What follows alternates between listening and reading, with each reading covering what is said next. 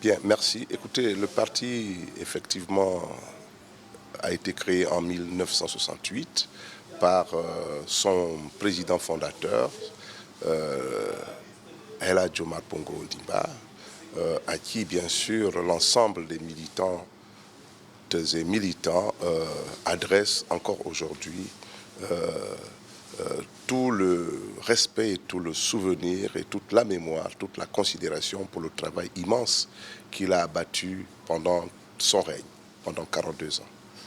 Et donc depuis 10 ans environ, le distingué camarade président a pris bien sûr le bateau PDG et il faut donc dire que le bilan que nous devons faire de ces 51 ans doit intégrer bien sûr les 42 ans de dur labeur, les 42 ans qui ont permis bien sûr de consolider l'unité nationale, qui ont permis d'impulser bien sûr le développement et ces 10 ans au cours desquels vous-même vous avez revu et vous pouvez dire que le pays a connu un véritable tournant tant sur le plan des infrastructures que sur le plan bien sûr de la gestion des questions sociales, sanitaires et bien sûr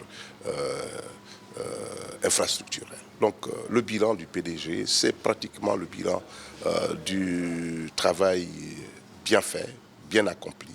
Et bien sûr qu'il reste encore des choses à faire et c'est pourquoi le distingué camarade président, dans sa vision depuis un an, a souhaité que le parti se régénère et que le parti se revitalise.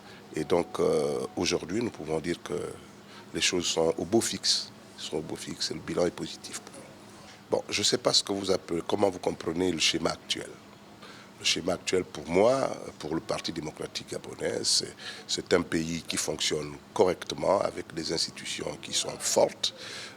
Bien sûr, un président de la République qui est aux commandes.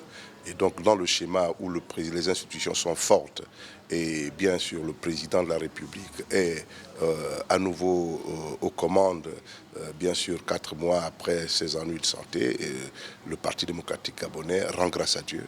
Le Parti démocratique gabonais félicite et encourage le peuple gabonais à demeurer lucide parce que, vous savez, il est facile de critiquer, mais il faut toujours avoir présent à l'esprit l'idée de bien faire et tout le monde ne peut pas bien faire.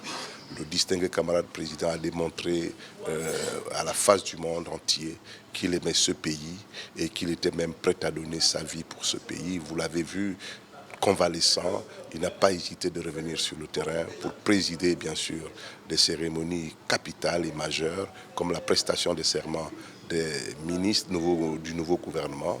Le président n'a pas hésité, toujours en convalescence, de revenir à Libreville, bien sûr, faire le tour de Libreville. Et donc, vous voyez aujourd'hui son retour le 23 mars 2019 est un coup dur porté à ses détracteurs. Ces détracteurs qui pensent que c'est le moment rêvé, ces échoués là, ces battus, ces vendeurs d'illusions qui pensent que c'est le moment rêvé de prendre le pouvoir. On ne prend pas le pouvoir par des artifices anticonstitutionnels. On prend le pouvoir en accédant au pouvoir par les schémas légaux. Ici, le seul schéma légal, c'est l'élection présidentielle. Le président de la République a battu à plat de couture celui qui se réclame être le président élu. Il n'a jamais été élu.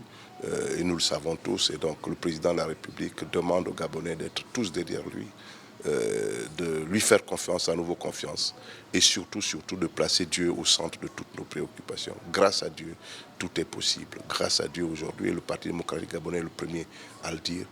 Le Dieu Tout-Puissant a placé sa main sur le Gabon. Dieu Tout-Puissant a placé sa main sur le distingué camarade président.